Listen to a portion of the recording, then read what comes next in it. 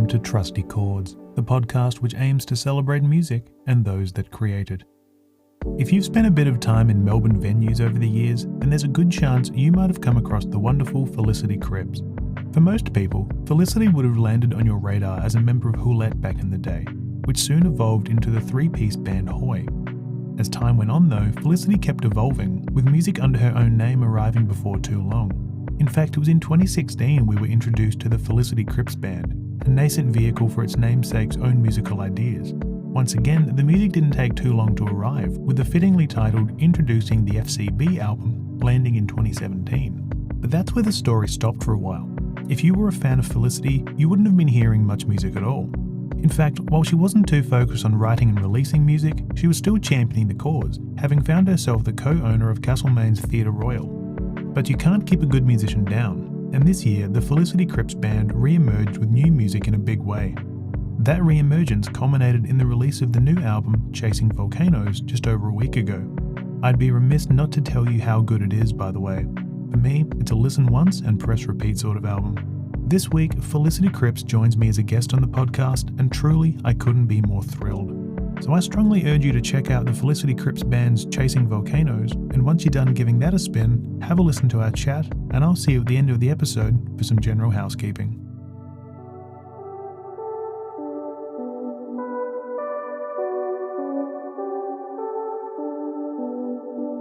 Felicity Cripps, thank you very much for joining this episode of Trusty Chords. Thanks for having me, Tyler. So for those who might not recognise your name or your voice, could you give me a quick few words on who you are and why we're chatting today?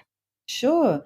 So I'm Felicity Cripps. I live in Castlemaine, in Victoria. I've just released a record. It came out yesterday under my name, Felicity Cripps Band. So the record it's all my work, but I record with a band. It's a very collaborative process, the recording of it. I've played in different incarnations over the years, bands in Melbourne and all kinds of collaborations, but this is now my second record that's just purely me under my name, doing my own songs. Nice and succinct. It's very nice to actually have it all sort of like all encapsulated in a nice little elevator pitch like that. But what I love to do at the start of these podcasts, I always like to sort of go back in time to where a love for music was first formed, because I always find that that's the most interesting part of a musician's career. Obviously, the new album, that's pretty interesting as well, but we'll get there. So for you, Felicity, do you have a recollection of your earliest memory of when music first resonated with you? I do. It's very still like quite profound in my mind. I was sitting in assembly. I went to a Catholic primary school, not really because my family were religious, but because it was a tiny town, and that was like the good school in town. And our principal, Sister Carmel, said, I need somebody to sing the responsorial psalm for church this Friday. Hands up, who wants to sing? And I put my hand up, having never sung in public before, but I just thought, I'd like to do that. And she chose me. I wasn't even sure if she had chosen me, but I just stood up straight away and was like, I'm grabbing this opportunity. I'm going to do it.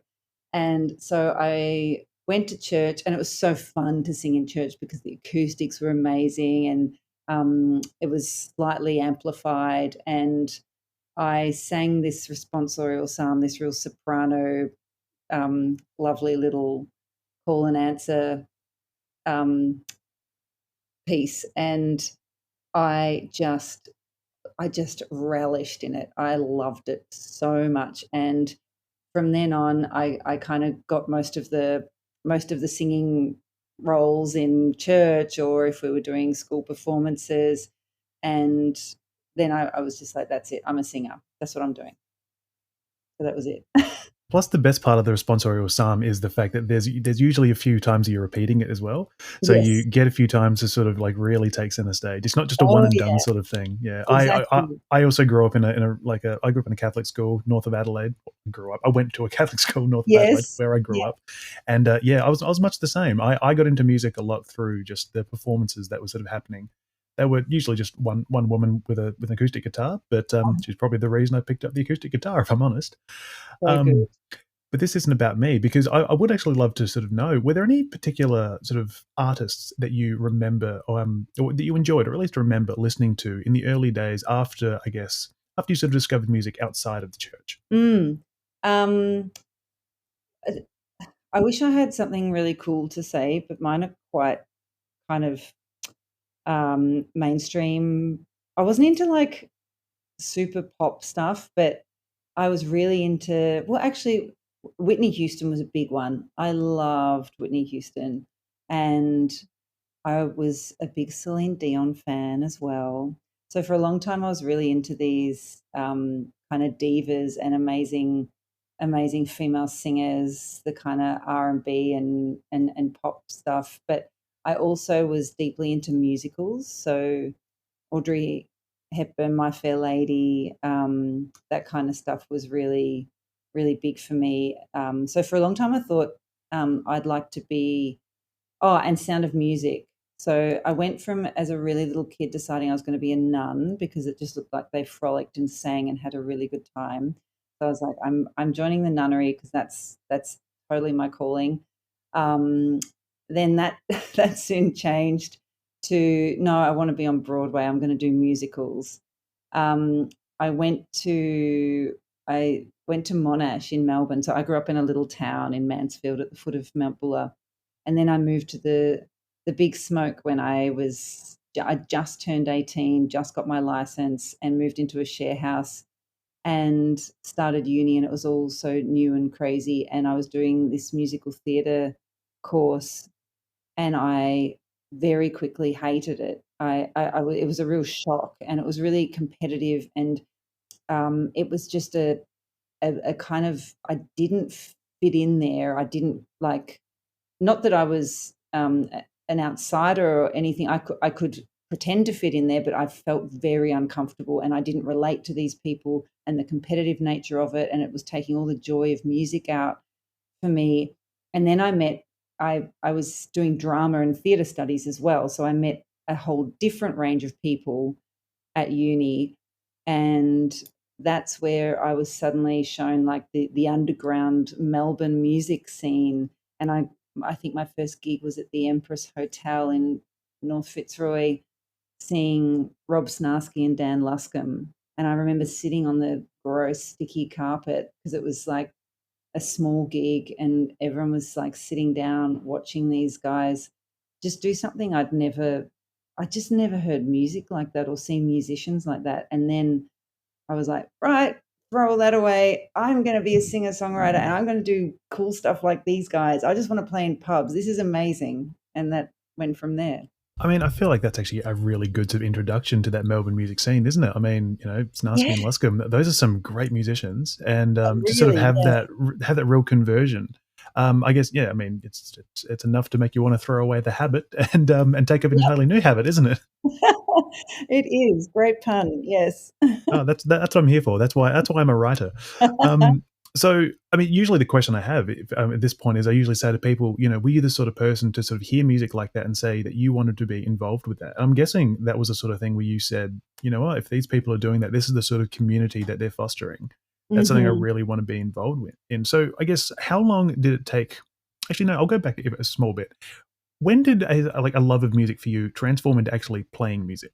Um, so it kind of developed all through school, like, yeah, like I said, from singing in church, and then I would like, I'd create my own plays, and I'd find any excuse to perform. Not so much, I wasn't writing songs as much, like maybe a few like little ditties here and there, but any kind of performance I could wrangle out of any situation, I would do. I just wanted to be on stage. And then it became a bit more singer-songwriter in year 11 and 12. That's when I picked up the guitar for the first time and got really excited that I could like play chords, and that would help me like write songs and put music to songs.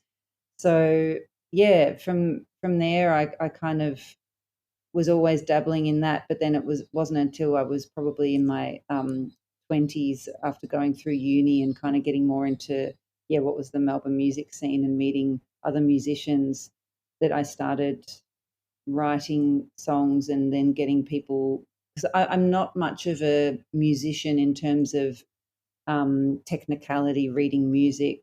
I've done the basics, but for me that it was like it was tricky. My brain doesn't work well that way. I would, yeah. So I don't really know what my notes are, what I'm playing. I just do it by ear and in a very kind of organic fashion. But then I love to employ musicians who are far more skilled than I am to then help kind of create these more lavish arrangements and bring my songs to life. So I find it's the best thing to work with people who are more skilled than you. It makes you a better musician and a better creator. I mean, I've always been a huge music fan as well. I mean, I'm also a musician. I write and play in bands and everything, but I'm much the same as you. Like, I'm very awful with theory and reading Mhm. music, but it's a sort of thing where you know what sounds good and you want to follow that thread. And if you surround yourself with other musicians, they can help complete the rest of the picture, can't they?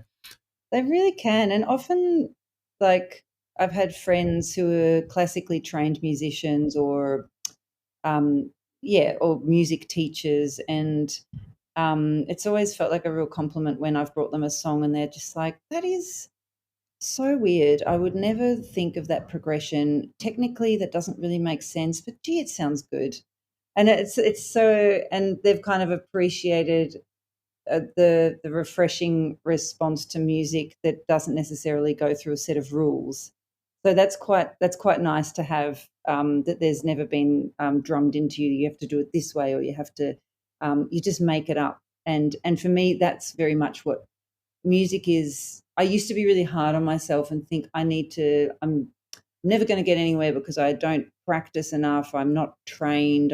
But I've truly tried. Like as a kid, I put myself through the gamut, and I went to piano lessons and guitar lessons, and was doing classical singing, and I was sitting exams, and I just found it so hard. It was such a struggle, and I was pretty good at a lot of things at school, but the music, when I took it in that direction, was just like pushing shit up a hill. I just didn't get anywhere.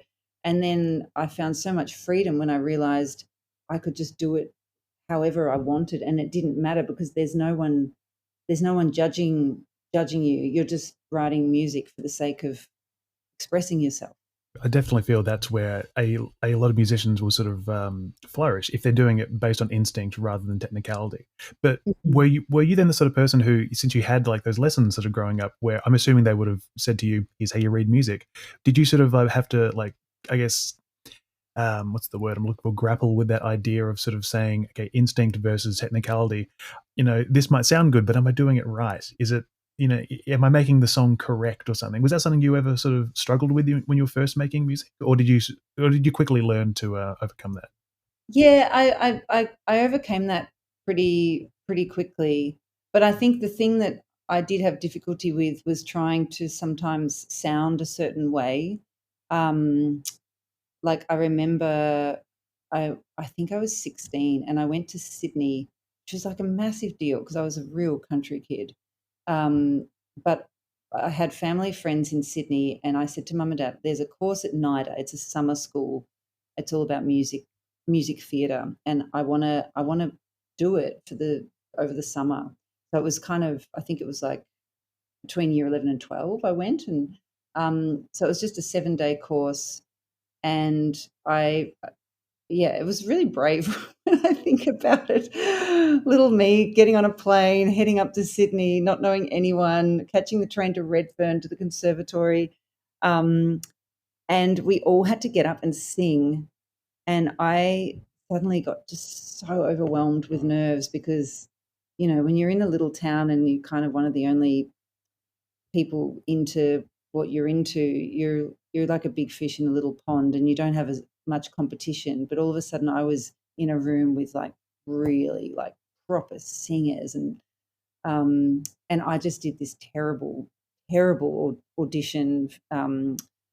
And no, I mean I was already in the course, but you auditioned because we do a little presentation at the end of the week, and my voice quivered and I ran out of breath and I was shaking. and I sat down and I was just mortified. And then I got my report back from whoever was teaching it, and it was just one line. It said, "You have a small voice." That's all. Well, that's the only line I remember. And so for a long time, I tried to sing really loudly, or I tried to really make my voice bigger, and I tried to learn to belt and do all things that actually didn't really come naturally to me. And it took me a long time, like years, I reckon, and other bandmates saying, "Hey, can you we're trying to harmonize here. Can you stop singing so loudly?" Because I had this real thing that I just had a tiny voice and I had to try and make it bigger. So yeah, that's the biggest thing. I had to just accept my voice is what it is. And it's never too good when you're at band practice and they're basically saying, "Hey, could you shut up?" Yeah, yeah, It's a little bit disconcerting. I don't know, that's the word I'm looking for. yeah, Disheartening, I think, is what I'm going for. yeah. It's all ego. It's all ego stuff. So it was good for me in the long run, but it was hard at the time to take. Yeah. So you obviously mentioned bandmates there. So I've obviously done, I like to do my research with things. So I've looked at how you've had a couple of earlier bands over the years, including, I think it was Hoy, was it? Yes. And forgive me if I pronounce it wrong. Houlette? Yes. Yes. Houlette. Houlette. Yes. Amazing. Yeah. So I'm actually quite amazed I got that correct. So from what I can tell, Houlette effectively morphed into Hoy. Is that correct? Exactly. Yes. Yeah. Yeah. So I guess before I ask you the story of those bands, were there any others before that or analogous to that?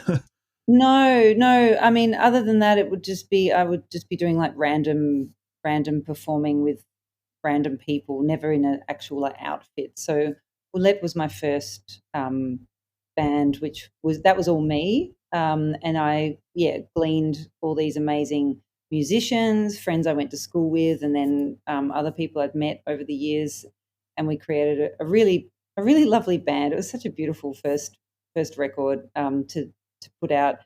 But in that process, three of us became Liam, Ceci, and myself. So Liam played guitar, Ceci played viola, I played acoustic, and we all sang. And so we started rehearsing a lot because we were trying to really get harmonies going. And then Liam and Ceci were songwriters in themselves, and I loved their work as well. So we kind of talked about, well, this is really fun, playing each other's songs. Why don't we just I was kind of ready to let go of Houlette. It was kind of my just first incarnation of something that was, and I was happy to leave it be then and transform into Hoy, which we liked because it had 3 letters.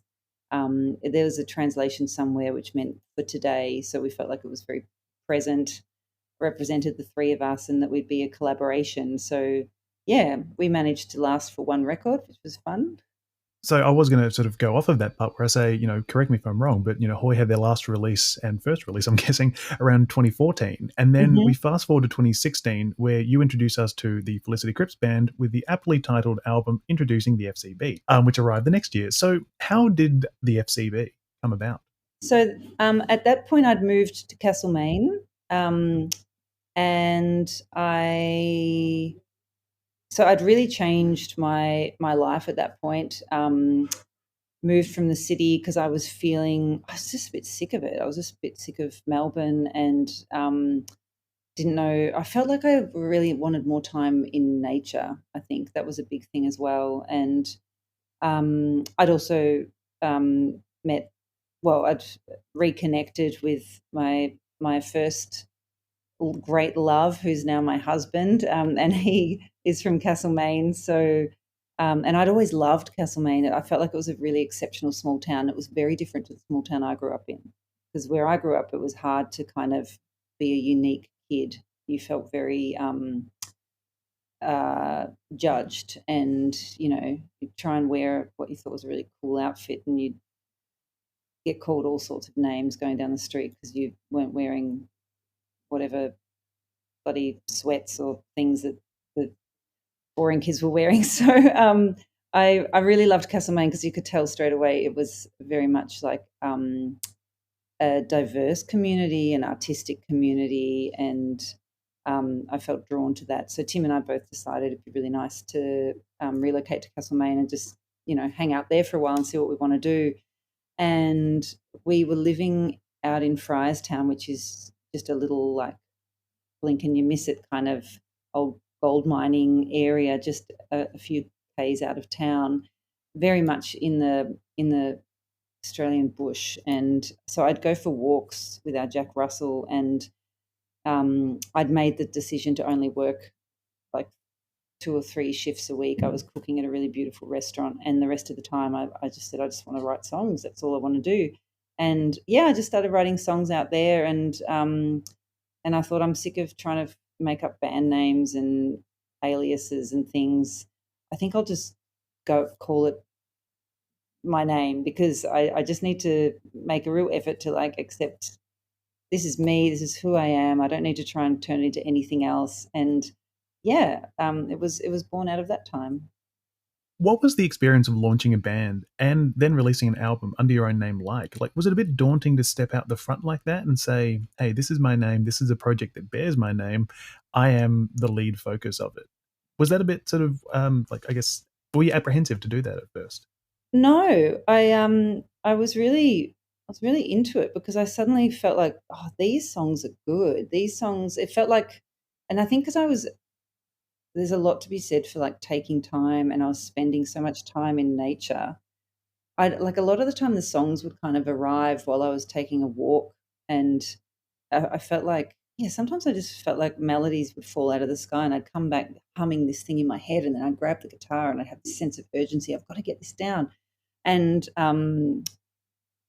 yeah, I'm still really proud of that record. Like, it's rough, and it was recorded mostly live, and it's got a lot of imperfections, but I love all that about it. And I just met people who I had connections with, and invited them round, and, hey, do you want to come and have a bowl of spaghetti and jam on some songs and see if you like them? And very quickly I got a small band together, and um, we played at the one of the local pubs, and it was just like electrifying. It was like a really amazing, great time. And so I felt I was really buoyed. I had a lot of confidence, and we put the record out, and it was really fun, and we did it all independently, and I didn't even care who heard it or not. I was just having so much fun.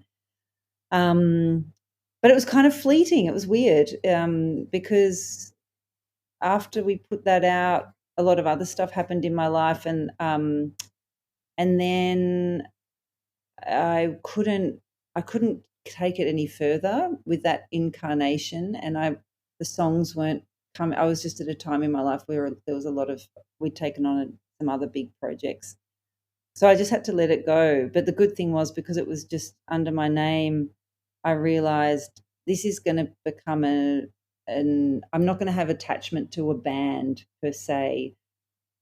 And that's the beauty of it being Felicity Cripps Band, because Felicity Cripps Band is me and whoever wants to, or whoever I want to play with, and whoever wants to play with me, and it will be always morphing. It will always have different incarnations, and that's fine.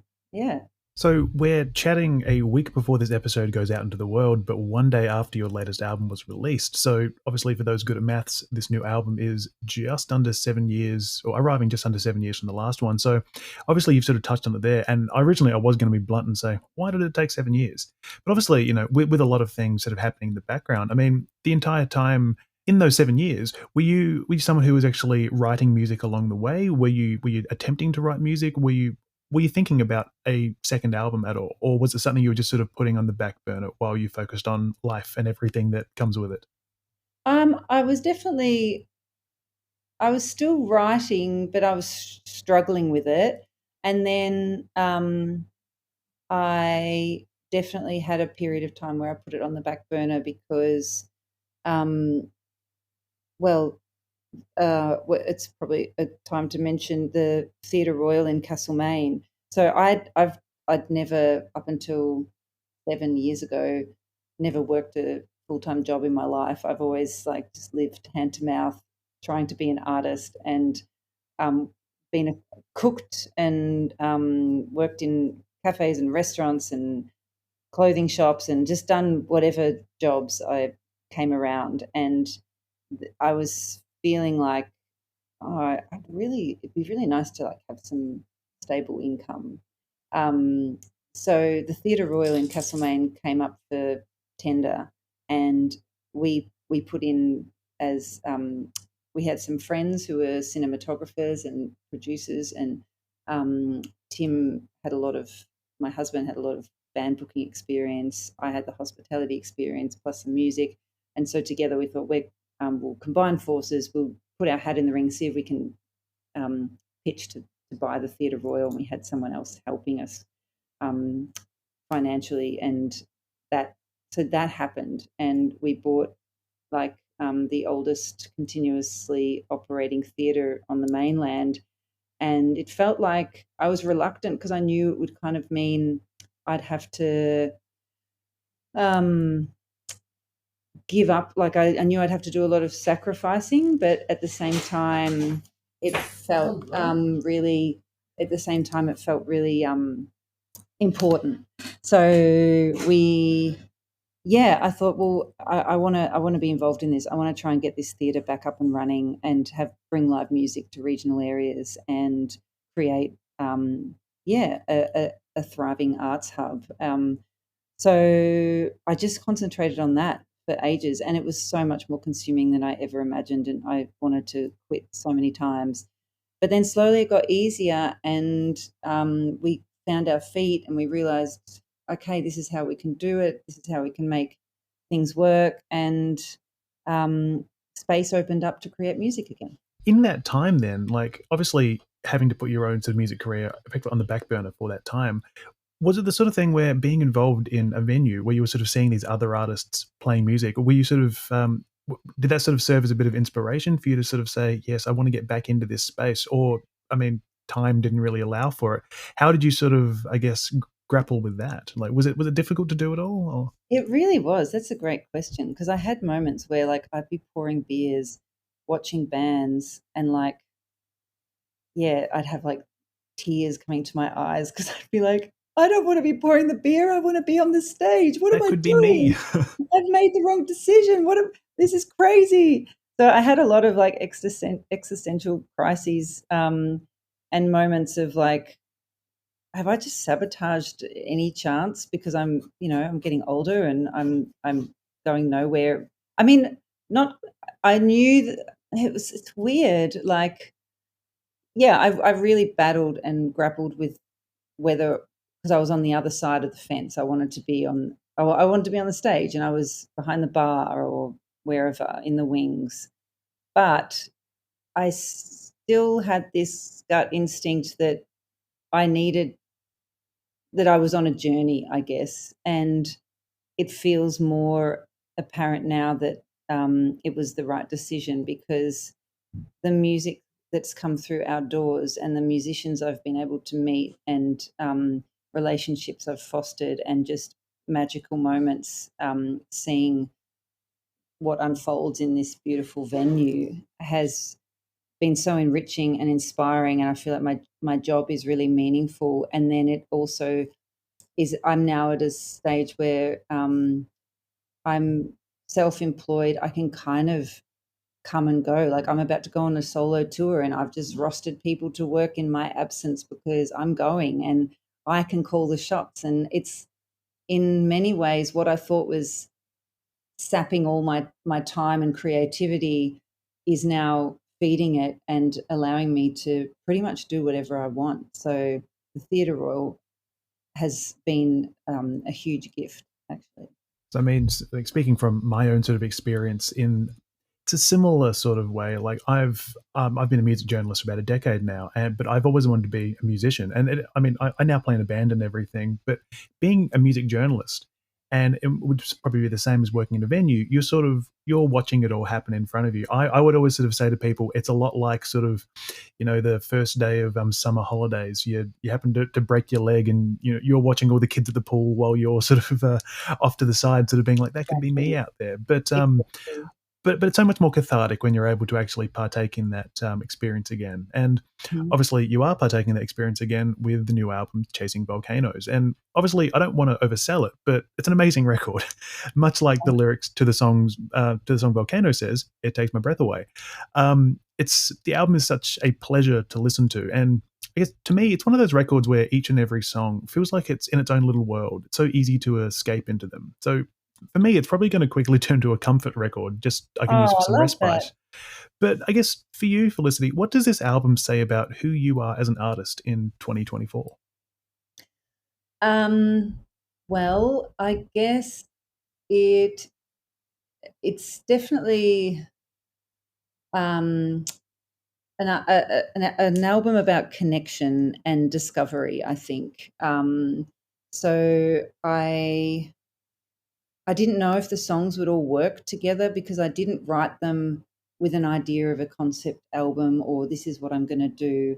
I I was writing them because I needed to write them, and then all of a sudden I had a bunch of songs and thought, oh, actually, maybe this will be an album. And I feel like the album kind of revealed itself to me and the songs revealed themselves to me, and I went with it. And I had a lot of times where I had ideas that I thought this is what I need to do, and then um, I'd try and I'd push really hard, and like the album had 10 tracks and it had a totally different name, and the the title track, by the time I got it all mastered, I realized that song didn't have the sparkle that everything else wanted. And it was because I'd written that song trying to write I was trying to write like an anthem and something to title together and make it really special. And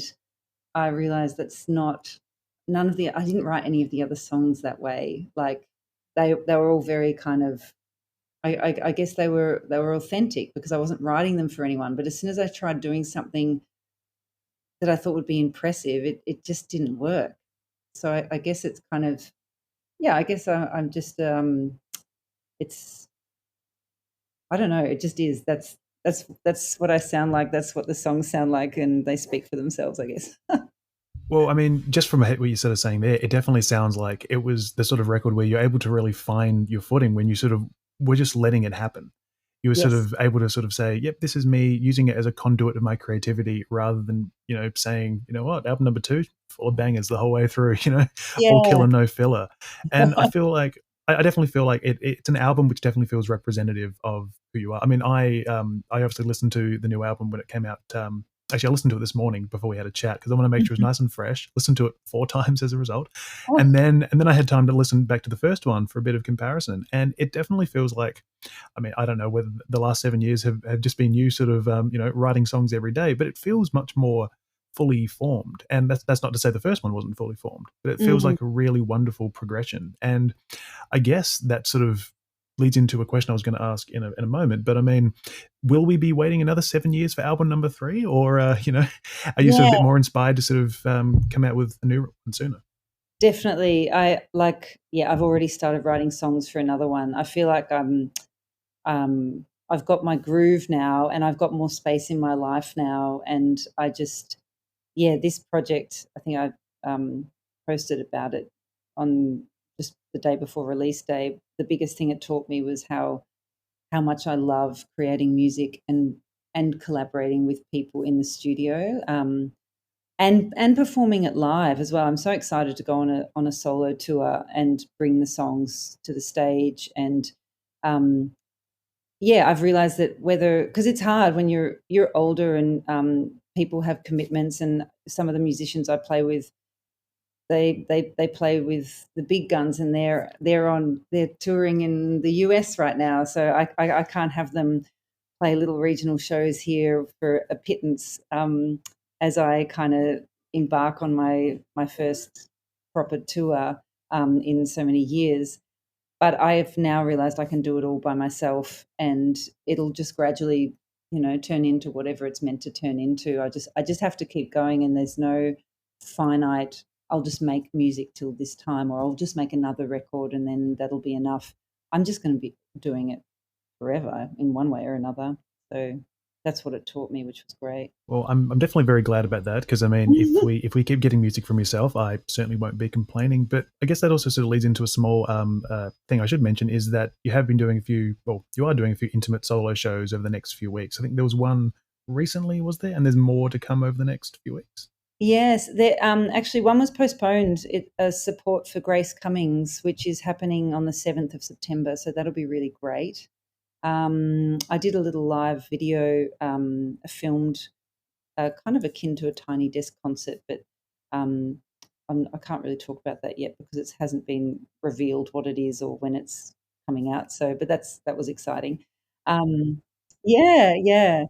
Um, but I've got the first one actually kicks off a week today. Major Tom's in Kyneton with Open Swimmer, who's based in around Point Lonsdale, Wadawurrung country. I met Ben actually in Glasgow when I was on a solo tour with Houlette years and years ago, and we remained friends ever since. So, yeah, going to be playing with him in Kyneton. We've also got a gig at the Merry Creek Tavern in mid-September, and then I've got a show back in Castlemaine. There's a bunch of solo shows coming up, and then I'll be playing Town Folk Festival, which is a big festival with like Marlon Williams and Teskey Brothers and a whole lot of great artists in November, which will be great. So there's lots to look forward to. You mentioned before that one of the shows happens a week from today. So because we are recording this a week early and the episode goes out next week, that show's tonight. Wow. You must be so excited, Felicity. Yes. We completely ruined that illusion, but it doesn't matter. That's just how it goes. No, that's absolutely amazing that it's all coming together like that. You've got an amazing record. It sounds like some amazing shows, and I'm just stoked that everything's going really well for you at the moment. Thanks so much, Tyler. So I should get down to the portion of the podcast from which its namesake is derived. So Trusty Chords, that's the name, sees me follow the 1, 3, and 5 structure of a standard chord, and I ask you about one artist that's impacted you, 3 albums that have influenced you, and 5 songs you can always turn to. And these albums and songs don't all need to be by your one artist. It's always a bit wordy in explanation, but I'm very determined to make it happen, and I'm going to keep trying until I get it down to a nice elevator pitch. So, first question for you here, Felicity. Who is the one artist that has inspired you the most, whether it be personally or creatively? Patti Smith, hands down. And why is that? To me, so she's like, I've assigned her kind of as my guru. She is just so pure and authentic and does not care what anybody thinks. And she's unapologetic. She's not afraid of making mistakes. And when she does, she owns them. And to watch her perform is really just is to watch someone in their most authentic and vulnerable and willing to. She gives so much. Like she really is doing what she was meant to do on this earth, and it really heals people. She's dealt with a lot of grief and loss in her life, and the way she talks about it is just so wonderful. And whenever I've felt like I was just kind of flailing or feeling depressed about music or life or whatever, I just need to like read some of her writing or listen to her being interviewed, and it kind of doesn't matter what the subject is. The premise is always the same. It's just about being present and going through life with kindness, and she's just a powerhouse. So she's my go-to person. So many people will always say just things like, "Oh, she has such a way with words," but it really doesn't do it justice. Like, I've always tried writing songs, or even writing poetry, and then you look at what she writes, and you just think, pens down. Like, where do I go from here? She's already done it all, but she's just an absolute powerhouse, truly. Yeah. What are 3 albums that have impacted you the most? This could be albums you're always throwing on, or something that was integral to your musical evolution. And it totally can be the Sound of Music soundtrack if you want to put that in. But Great. This is really hard. I kind of went to an era that era I was talking about when I first moved to Melbourne, and in those years, because I probably can't really limit it to three, but I'll just pick three from when I kind of started getting into playing music. So one album that is probably one of the most played albums in my history is The Greatest by Cat Power. I just loved that record so much. And her voice is just phenomenal as well. Her voice was phenomenal. It's gorgeous.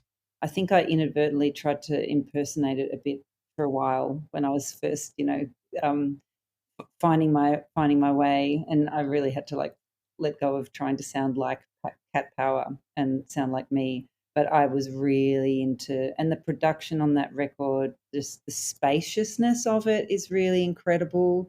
That's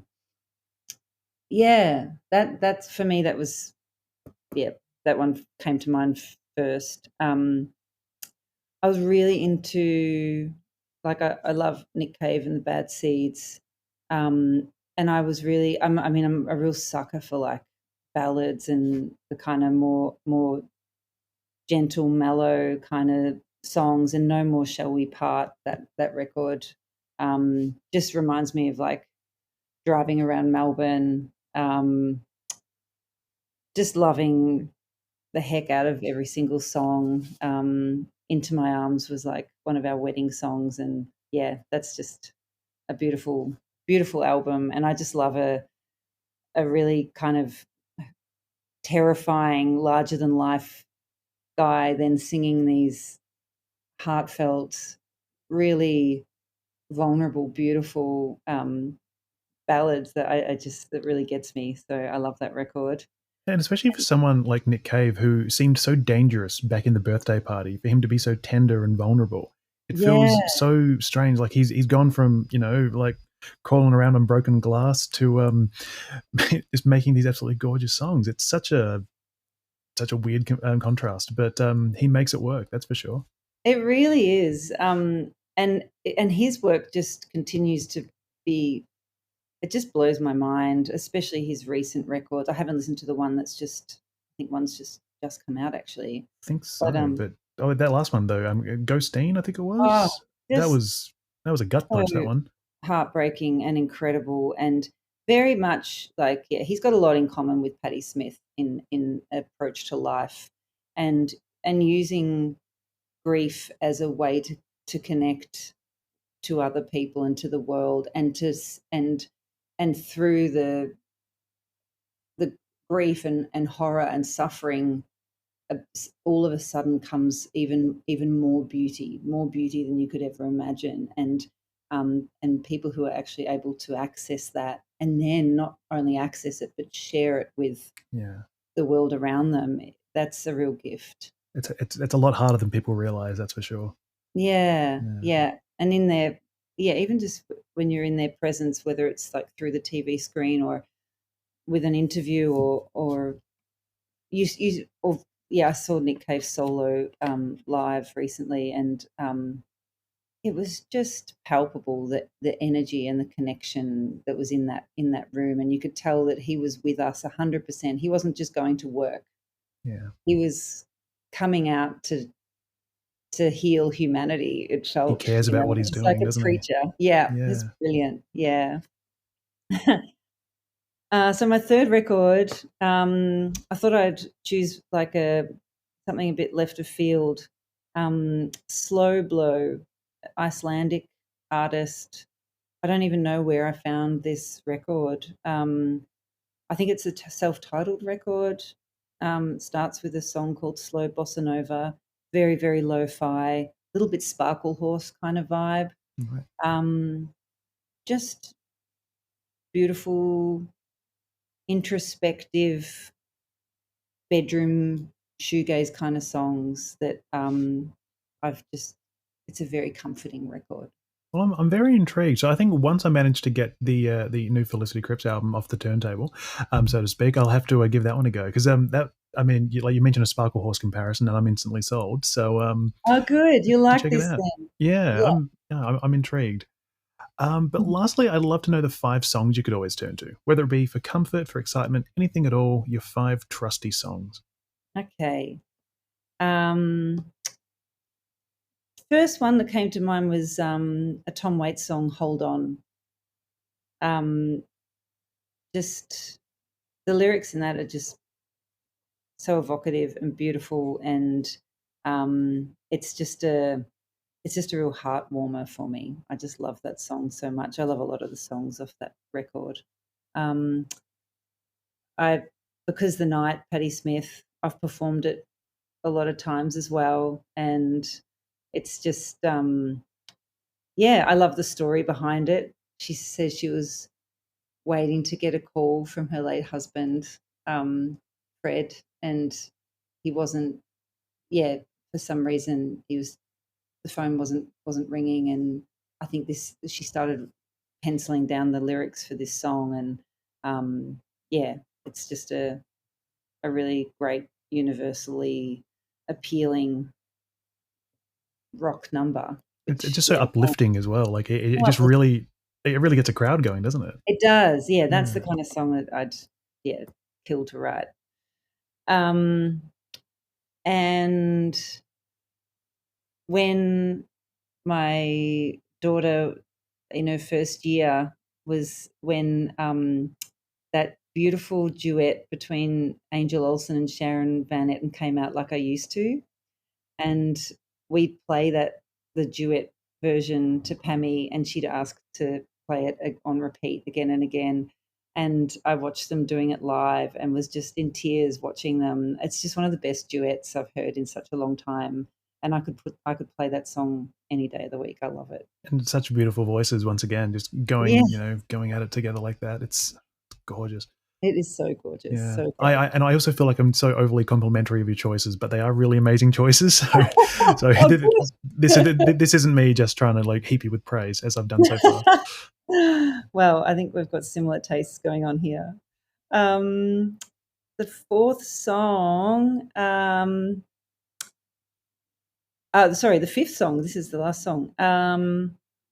Well, since we were talking about the birthday party, and I think that song, I think it's Roland S. Howard's song, "Shivers." That's because I think that was when they were still the Boys Next Door or something, wasn't it? Then they so Nick sang it, I think, but Roland wrote it. Would that be right? I think that sounds about right. I mean, I personally feel like Roland wrote all the best songs, but that's could be a controversial opinion in Melbourne, I feel. Such an amazing songwriter, and that's an amazing song, and I'll always love that song. That's just going to choose a lighter, fun number. I just love the song "Total Control" by the Motels. I was listening to that song yesterday, actually. Really? It's a wonderful song. Yeah, I was going through that really sort of like early '80s, like Pretenders, Martha and the Muffins, and then I threw in some Motels as well. It's just it makes me really happy. I love that song. It's a wonderful song. Well, Felicity Cripps, I just want to say thank you so very much for your time today and for being part of the Trusty Chords podcast. Thank you, Tyler.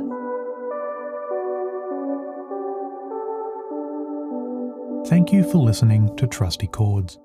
If you listened to this episode and enjoyed it, I'd really appreciate it if you were able to take a few minutes to like, follow, share, and review this podcast on your preferred platform of choice. As always, there's no obligation, but I'm forever grateful if you do. If you're eager to follow along on social media, you can find me on Instagram and Facebook at Trusty Chords Podcast, all one word. There's also a blog for this podcast on my own website, which is tylerjenke.com. That's TYLERJENKE/Trusty Chords Podcast, all one word.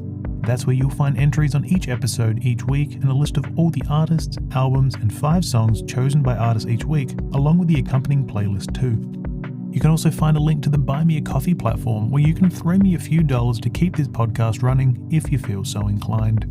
As usual, thanks to everyone who continues to listen, message, or just support this podcast in any way. I'm forever grateful to hear from you all each week. Lastly, I need to thank Felicity Cripps for spending time with me this week for the podcast. I also need to express my gratitude to the wonderful Sarah from This Much Talent for helping organise this chat as well. But once again, thank you kindly for listening, and I hope to see you all again next week as I continue to celebrate music and those that create it.